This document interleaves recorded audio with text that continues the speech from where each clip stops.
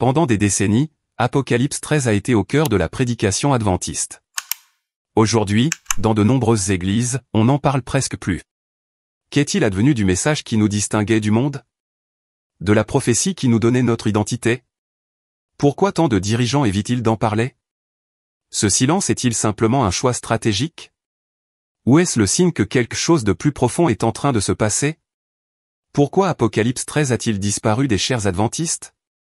Le rôle prophétique de l'Église adventiste du 7e jour.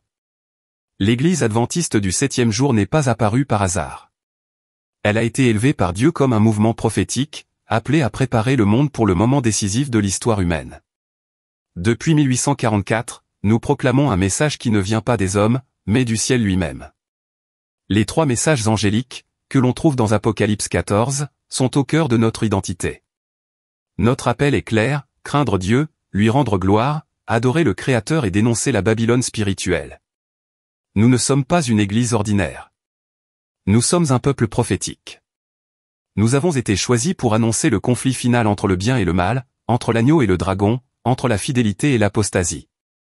Ellen White a déclaré que, dans chaque génération, Dieu envoie des messagers avec un avertissement spécial pour le temps. Et ce temps est venu. La question qui se pose à nous tous est la suivante. Accomplissons-nous réellement ce rôle prophétique aujourd'hui? Laissez dans les commentaires ce que vous pensez du rôle prophétique de l'Église adventiste aujourd'hui. Comment avez-vous vécu cet appel dans votre vie? Que dit Apocalypse 13? Apocalypse 13 présente 2 pouvoirs prophétiques qui dominent les événements finaux de l'histoire. La première bête, qui monte de la mer, représente un pouvoir religieux qui reçoit son autorité du dragon, persécute les saints, blasphème contre Dieu et reçoit l'adoration du monde. Cette bête agit pendant 42 mois, c'est-à-dire une période prophétique qui symbolise la persécution et la suprématie religieuse. Ensuite, apparaît la deuxième bête, qui émerge de la terre. Elle a 2 cornes semblables à celles d'un agneau, mais parle comme un dragon. Cette deuxième bête représente un pouvoir politique et religieux qui accomplit de grands signes, trompe les foules et impose l'adoration de la première bête. C'est elle qui promeut la création de l'image de la bête, un système d'adoration forcée, en opposition directe à la fidélité à Dieu. La prophétie affirme qu'un ordre sera décrété pour que tous, petits et grands, riches et pauvres, libres et esclaves, reçoivent une marque à la marque de la bête sur la main droite ou sur le front.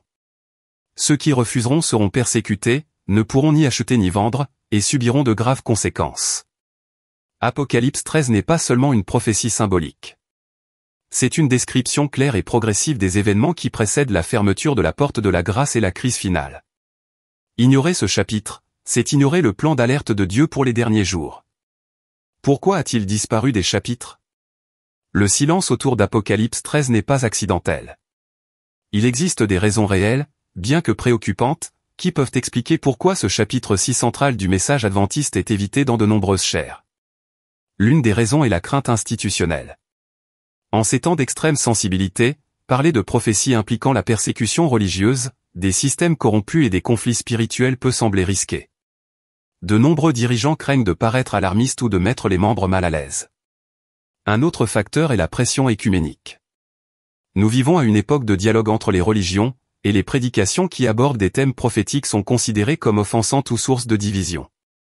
Pour éviter les frictions, de nombreuses églises optent pour des messages plus neutres, même si cela signifie omettre des parties fondamentales de la vérité. Il y a également un changement d'orientation. La chaire moderne a souvent donné la priorité à des thèmes tels que la motivation, les relations, la prospérité, le comportement et le bien-être émotionnel. Ce sont des thèmes importants, mais lorsqu'ils occupent tout l'espace, ils relèguent la prophétie au second plan. Une autre raison est la préoccupation politique. Dans un monde où toute opinion est rapidement qualifiée d'intolérance ou d'extrémisme, parler de persécution religieuse ou mettre en garde contre des pouvoirs spécifiques peut être considéré comme un discours de haine ou une théorie du complot. Cela génère la peur du rejet public ou de la censure. Et il y a aussi le manque de préparation théologique.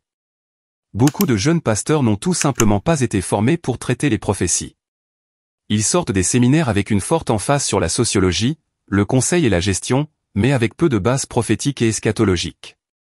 L'omission d'Apocalypse 13 n'est donc pas seulement stratégique, elle est dangereuse.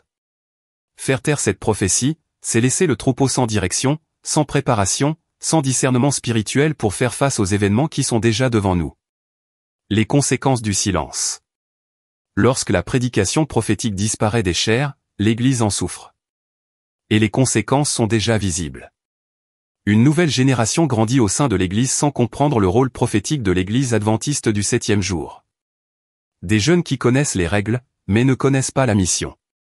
Qui participent à des programmes, mais ne comprennent pas le conflit cosmique dans lequel nous sommes engagés. Sans la prophétie, l'Église devient vulnérable à la tromperie finale. Si nous ne comprenons pas ce que révèle Apocalypse 13, nous serons facilement trompés par de beaux discours, des signes miraculeux et des propositions d'unité qui masquent l'apostasie. L'écuménisme, qui devrait être considéré avec discernement, est désormais perçu comme quelque chose d'innocent.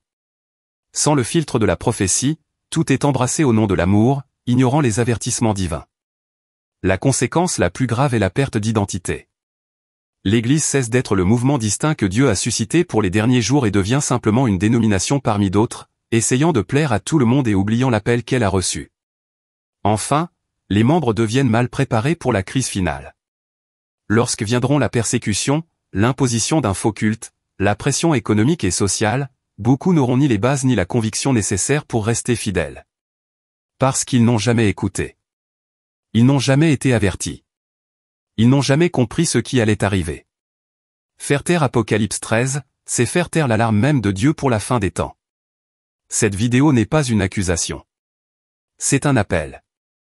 Un cri. L'Église de Dieu doit se réveiller. Nous devons revenir à la prédication prophétique avec urgence, avec courage, avec fidélité. Apocalypse 13 n'est pas seulement un chapitre difficile de la Bible, c'est un appel à la vigilance. C'est un avertissement pour préparer le peuple de Dieu à ce qui commence déjà à se produire. Nous avons besoin de pasteurs engagés envers la vérité présente. Nous avons besoin d'églises qui n'ont pas peur de proclamer le message des 3 anges. Nous avons besoin de membres qui comprennent ce que signifie vivre à la fin des temps. Nous sommes la dernière voix prophétique du monde. Le monde a besoin d'entendre. Et si nous nous taisons maintenant, face à l'accomplissement des prophéties, ce serait une trahison. Le moment exige de la fermeté. Il exige de la clarté. Il exige une fidélité totale à tout ce que Dieu a révélé, même si cela coûte le confort, les applaudissements ou l'approbation humaine. Tel est l'appel. Et il s'adresse à nous tous. L'Église adventiste du 7e jour est et reste le peuple prophétique de Dieu. Elle a été appelée à proclamer la vérité présente. À préparer le monde au retour du Christ. Pour annoncer les messages les plus solennels jamais confiés à l'humanité. Mais cette mission ne peut être accomplie en silence. Nous ne pouvons cacher la lumière qui nous a été donnée. Nous ne pouvons omettre le message qui nous a été confié. Si nous ne prêchons pas Apocalypse 13, qui le fera? Le temps du silence est révolu. Il est maintenant temps d'élever la voix. Il est maintenant temps de se réveiller. Il est temps d'accomplir jusqu'au bout l'appel que nous avons reçu. Que Dieu nous donne du courage. Qu'il nous redonne notre zèle. Et qu'il nous trouve fidèles, par-dessus tout. Si vous sentez dans votre cœur l'appel à cette mission prophétique, partagez cette vidéo. Aidez à éveiller davantage de frères et de leaders à l'importance de prêcher la vérité dans son intégralité, sans crainte.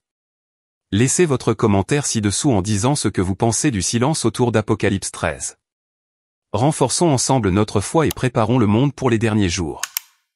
Et surtout, priez avec nous pour que Dieu nous donne la sagesse, le courage et la fidélité nécessaires pour accomplir cet appel jusqu'au bout. Ne laissez pas le silence l'emporter. La vérité doit être proclamée maintenant.